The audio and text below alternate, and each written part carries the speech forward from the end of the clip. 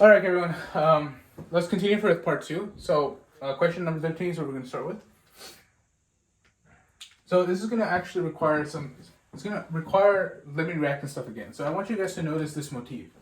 So, in this problem, it's going to give us 35.0 grams of carbon dioxide and then 95 grams of NaOH.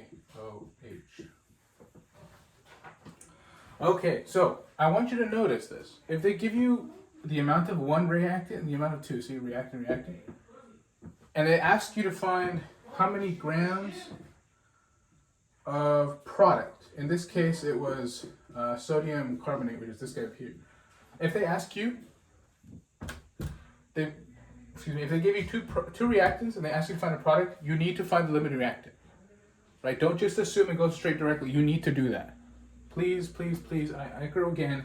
If you're giving two reactants and you're asking to find a product, that's limited reactant. In number 12, actually, from last time, I didn't go over this too well. They don't give you a product, but they still give you two reactions. So do make sure that if there are two reactants, 1 and 2, you're gonna need to find the limiting reactant. You're gonna need to find it. Okay, in this case, it's the exact same thing. So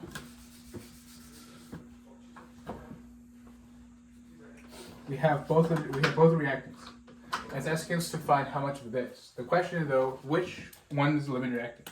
So step 1 for this problem, find limiting reactant. Find limiting reactant. And step 2, actually, and if we do this way, we'll actually be doing both of them at the same time. This is that we'll find mass of product. So how your professor suggests is doing his method where we compare both reactants. I don't want to do that. I want to do exactly what we did for number 12 and exactly how we were taught in Alex, right? You go from grams of a reactant to grams of a mole. Or sorry, grams of a product, right? Go from a reactant to the product. Go from grams of a reactant, moles of a reactant, to moles of a product, to then moles of the actual product. That's the way we do this. It's just what we did in number 12, right? We do simple stoichiometry. Sorry, guys. So, we're starting with the carbon dioxide one. There's 44.01 grams of carbon dioxide in 1 mole of carbon dioxide.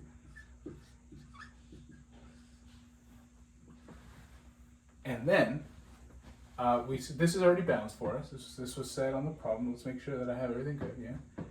This was balanced for us.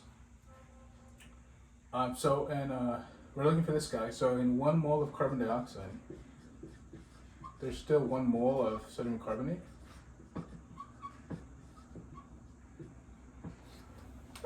Excuse me, I'm so sorry.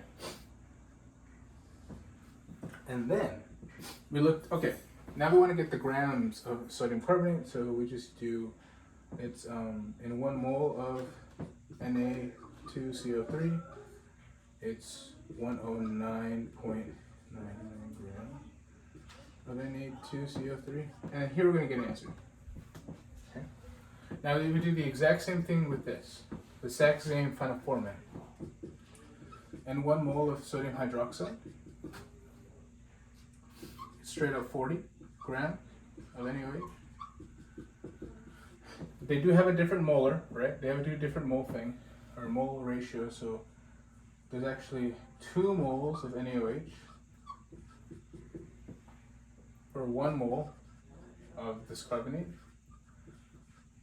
And then we can get this part from here because it's the exact same.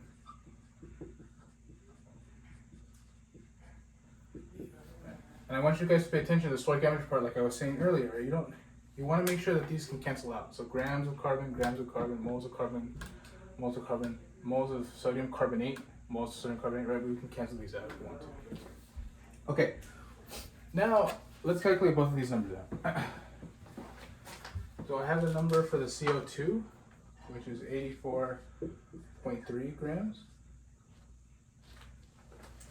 And now your practice sheet does not have the answer to the NaOH one, but 95 times 105.99 Divide that by 40 times 2.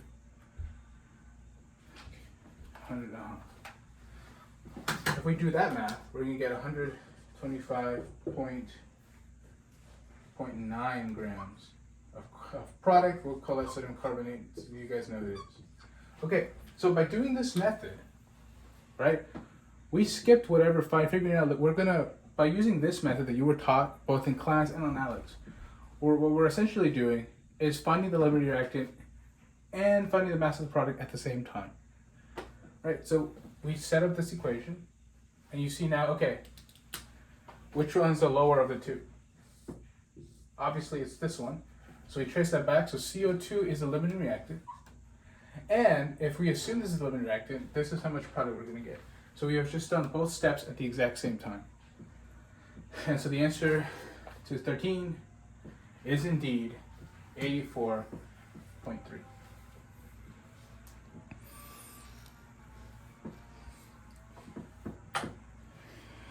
Cool. Any questions there?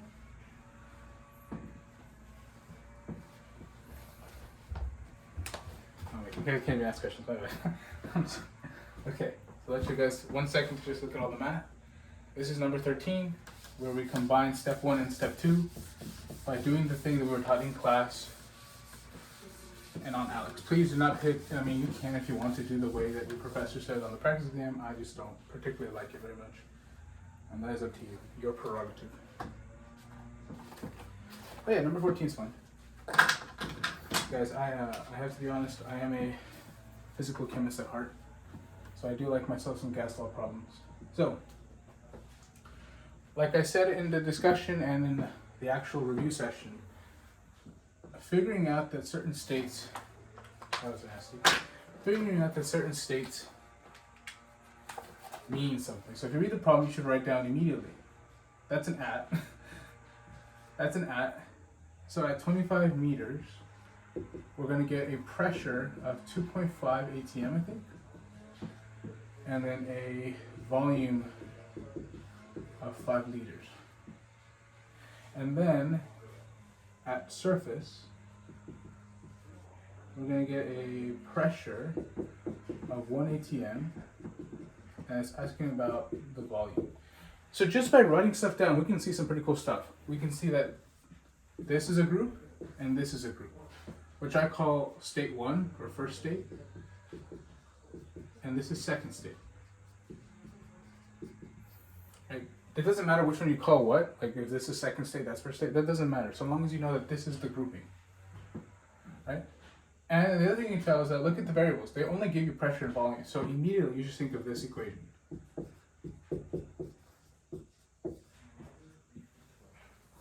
Boyle's law.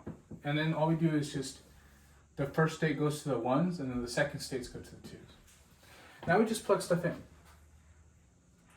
So pressure of 1 is what? 2.5 atm. 5 liters. Right. I'm just going to do it because I don't want to get too over here, but you know, you can imagine doing it either way. 1 atm for the pressure of 2, and then volume 2 is what we're looking for. Right. I always suggest make sure these are always in SI units, meaning like go to atm, liters, Kelvin, all that stuff. So all that stuff, and then we get that the answer V2 equals 12.5 atm. Sorry, 12.5 liters.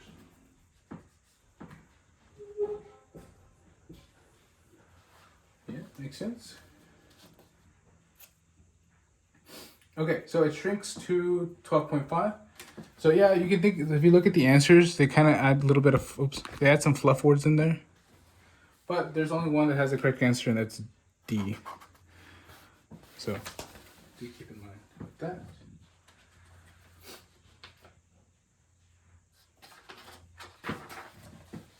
Okay.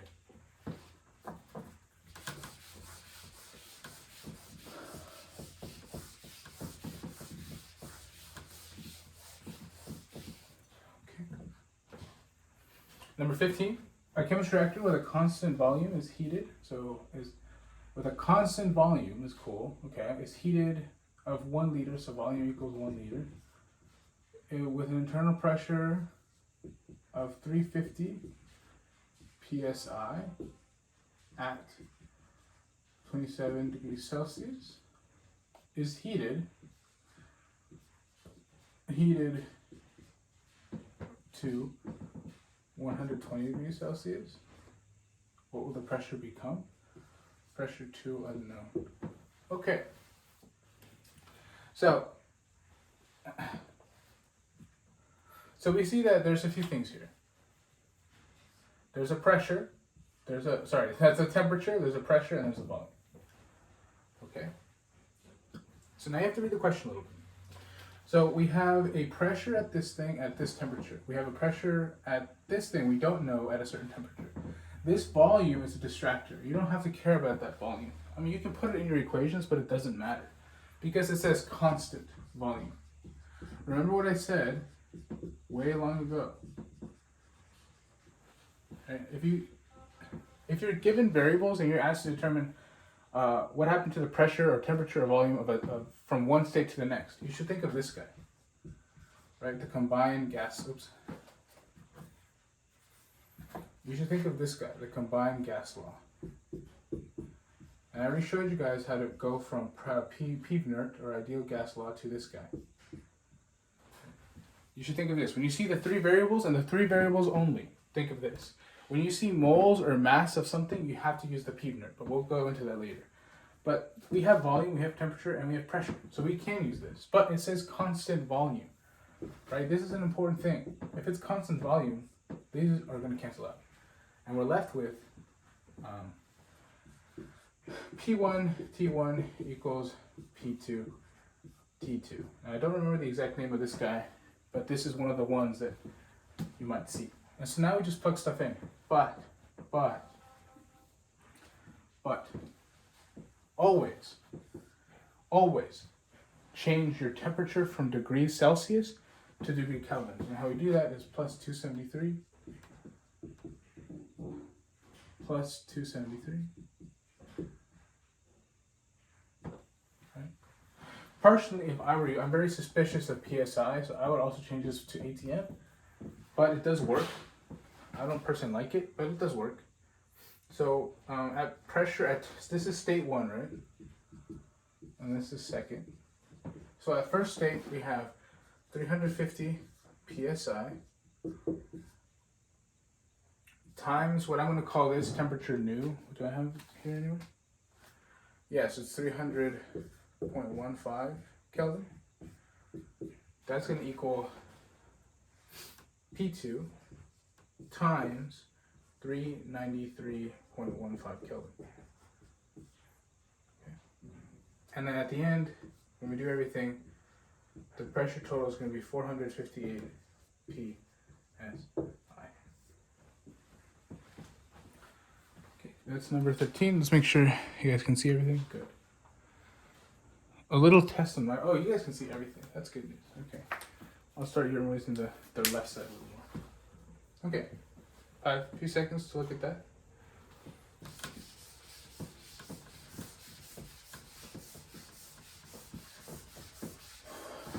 Okay. 16.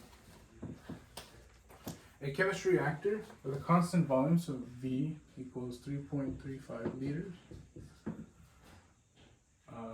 The reactor is filled with 6.0 moles of O2, and then temperature equals 27 degrees Celsius. What is the pressure? Okay. I want you guys to look at this now, right? The biggest difference between numbers 15 and 16 is that 16 now has this mole thing here. 15 had pressure, temperature, and volume. So you should think of this guy, right?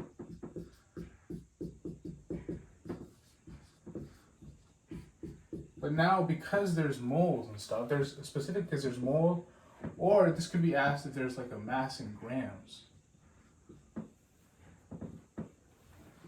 Because of that, it's this now. Ooh. I want that V to be larger, but you guys know that's a V. It's P-Vnert now. Okay? So we essentially just plug everything in, but I do want to make sure that you guys know this. R is the universal gas constant.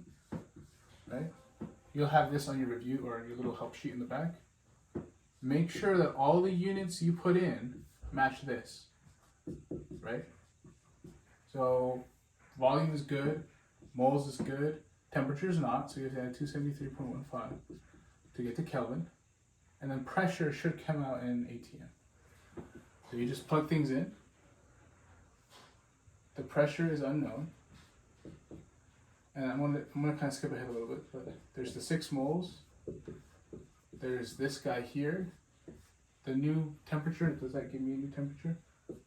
300.15 Kelvin divided by the volume, because I already skipped that mathematical step. And then that should give you 44.1 ATM, which is answer B. Cool. Good. So that's that one. Sorry, let me give you some math. Let me give you a quick second to look that over. Make sure that all makes sense. Just to reiterate, if you're given 3 variables and nothing about moles or mass, you can use this guy. If you are given moles or mass, you have to use this guy. Right? That's the big difference there. Okay. Let's keep it going, shall we? I do believe the next one's the longest one.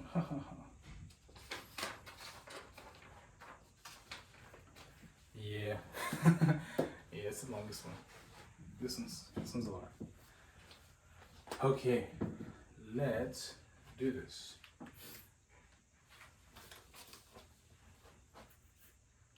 So you are given an equation, N2H4 liquid, so hydrogen, plus oxygen, liquid as well,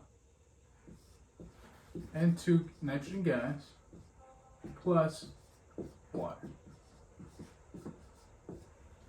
Okay, this is a rocket fuel propellant, which is kind of cool if you're into energy sources and powers. Hydrogen is a really interesting little compound. But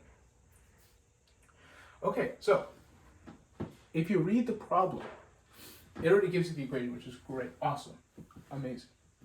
But let's keep reading that problem, right? We get 32 grams of hydrogen, which is this guy, N2H4. And then it gives us also, actually, let me expand this. So it does give you guys, right, like I said, 32 grams of N2H4, right? And then it also gives you 36 grams of oxygen. Okay, immediately, and keep reading. The combustion of the propellant releases, let's just write more notes up here. It releases a massive amount of heat with a temperature of 25,000 or 2,500 degrees Celsius, and then a pressure of 40 ATM.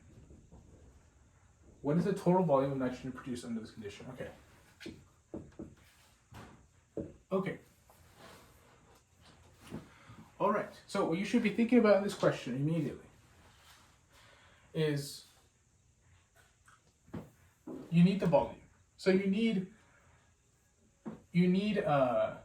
something about gas law here. This is gas law.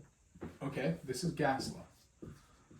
Okay, but you see the 3 variables, you don't see anything about moles. Okay, fair enough. So like I said, you should use PV. You should use the combined gas law, right? The PV equals this guy. Okay, we can use it. You should be like, okay, can we use this? No, because it doesn't give us any more information about 2 different states. It just tells us about 1 state. So we can't use this guy. We have to use this guy. All right? Pevner. And now we can use Pevner. I'm going to leave, there's a reason why I'm leaving this space intentionally open. We use Pevner. Okay, let's just put stuff in. So 40 ATM for my pressure. We're looking for my volume. Do we have moles? We know our R, we always know our R. And then temperature. Does it give us it somewhere? Yeah, okay. So R is 0.08206, right? And then our temperature is 2,773.15. We have 2 variables in there that we don't know. We need that moles. We need the moles, and so and specifically we need moles of N2. So your brain should be like, okay, we need moles of N2. N2 is going to be a product. So this whole problem was telling you basically to use the gas law, but to use the gas law you need the moles of nitrogen. To get the moles of nitrogen, you have to trace it back to the reactants, right? And now, now, this is just a limiting reactant problem. Remember how I said if there's two reactants and a product, you need to figure out which one's the limiting reactant. And so what I recommend is just doing the exact same thing that we've been doing, as you've been taught. Go from grams of one thing, but this time go to moles of this thing. You don't need to go to grams because you need moles here. You can go to grams, it's going to give you an answer, but then you have to turn it back anyway to moles. So might as well stop, right? So let's continue, shall we? Okay. For hydrazine, there's 32.05 grams in 1 mole of hydrazine. And then in 1 mole of hydrazine, there is 1 mole of nitrogen. Nothing crazy. Right?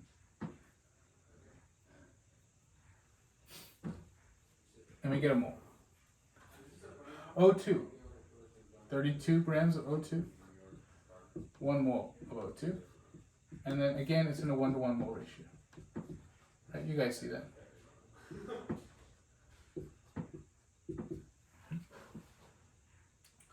Hopefully you guys see that. Okay. Oh, I'm sorry. I'm so sorry, guys. This was not in grams at all. This is in kilograms, which is not, it's a simple fix. We would have gotten the wrong answer, but it's a simple fix. Right? This is not grams, this is in kilograms. There are, to go from kilograms to grams, there are, in 1 kilogram, there's 1,000 grams, right? Number of grams of this guy. So same idea, right? How do you go from grams of something to mole of something? 32 grams in 1 mole of oxygen. Oops. O2, O2, O2, O2, O2. And then in 1 mole of oxygen, there's 1 mole of N2. And then hydrogen is the exact same way, right? 1 kilogram of hydrazine is 1,000 grams of this guy.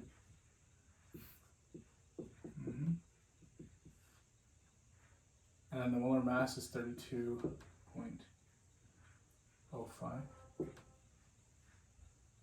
grams in 1 mole of hydrazine. I'm just going to do this guy. And then in 1 mole of hydrazine, there's 1 mole of N2. Okay, cool. Now we just plug in these numbers. So I can tell you that this guy here is going to be 998.4. But the other guy I don't know. So let me figure that out. 36 times 1,000 divided by 32. And then 125 moles. N2. And so immediately you can tell by doing this, you have to determine not only how much moles of N2 do you need, but you also realize which one is the limiting reactant. It's the smaller one, it's this guy. So hydrazine is a limiting reactant. So that's all the nitrogen you can make. And so we take the moles of nitrogen and plug it in there. And then after we do the cool math, we're going to get an answer.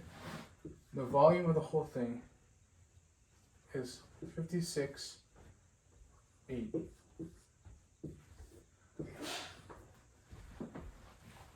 This is a long one, and it's kind of complicated, but understanding that you would be using the gas, if you're given these variables, you're going to use a gas law. And knowing that you have 2 unknowns in your PVNR will tell you that you need to get your moles of nitrogen from this now. And because you're given 2 reactants, you have to do the limiting reactant steps. And you can use that to your advantage to then give you not only your number, but tell you which one's limiting. And you just plug it in, and voila. It's over. Okay. Cool. should have given you a chance to look at that. I mean, it's a little late there. But it's plug and chug. Okay.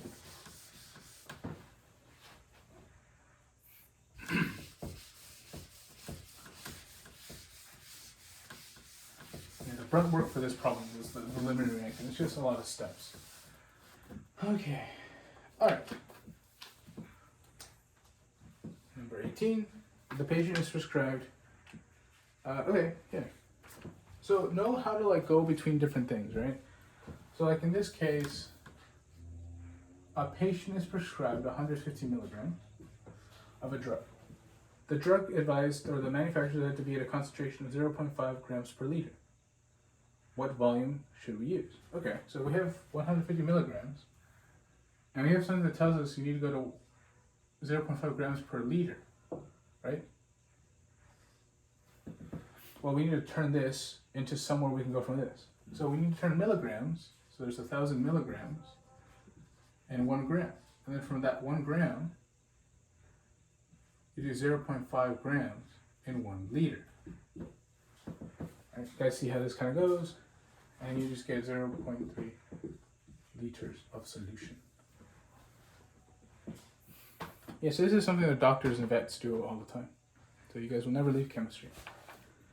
It'll always be here for as long as you live. Pretty easy, right? So you also have a percent, right? If something tells you there's a certain percent, then you just multiply this guy by the percent.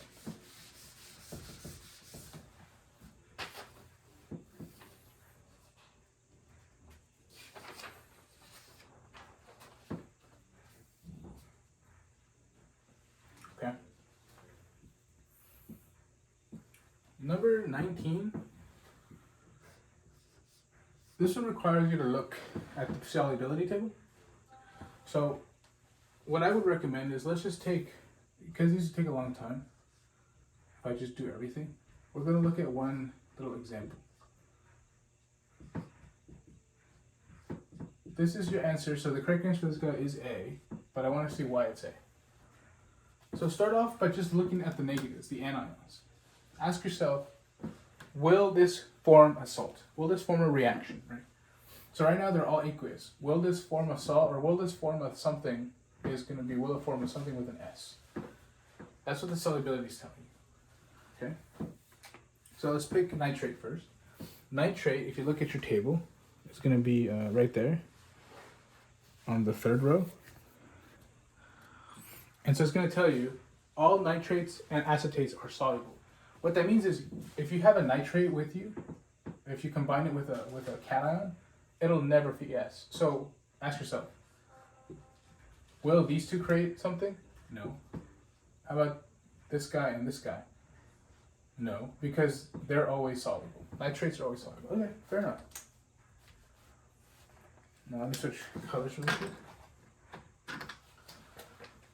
Now let's look at this anion, the chloride. All right, we found chloride. Where's chloride? It's right there on the 4th row. And it says most chlorides, bromides, and iodides are soluble except silver Ag, mercury Hg, and lead X, or so Pb. Okay, so we look around. Will KCl form something? Was that one exception? No, KCl is not an exception. How about Ag and chloride? Indeed, yes. It's AgCl. Right, that is an exception over here somewhere. Right there. So that's why the answer to 19 is A. And if you do this exact same kind of like logic for all the other ones, you'll see that none of the other ones form reactions. The other type of reaction I want you guys to know is, let's say you have NaH+,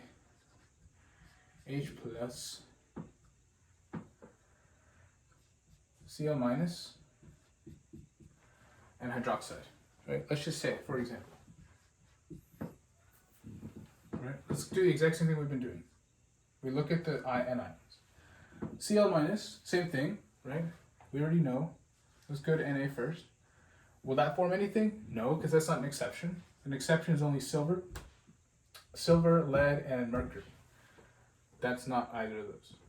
So no. How about H? HCl? No. No salt will happen. Okay. let's look at hydroxide. Hydroxide is found right there with the O's, right under Ag. And we see that oxides and hydroxides are insoluble. Exceptions are metal hydroxides. Barium, Sr, and Ca are somewhat soluble. But, indeed, if you go here and then you trace that to this guy, you will not get a salt, no salt, but you will get a reaction.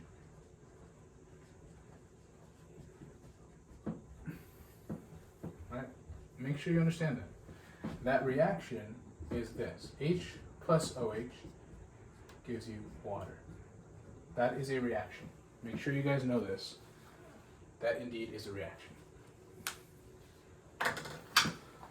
Okay, a little bit of time to look at that. Right.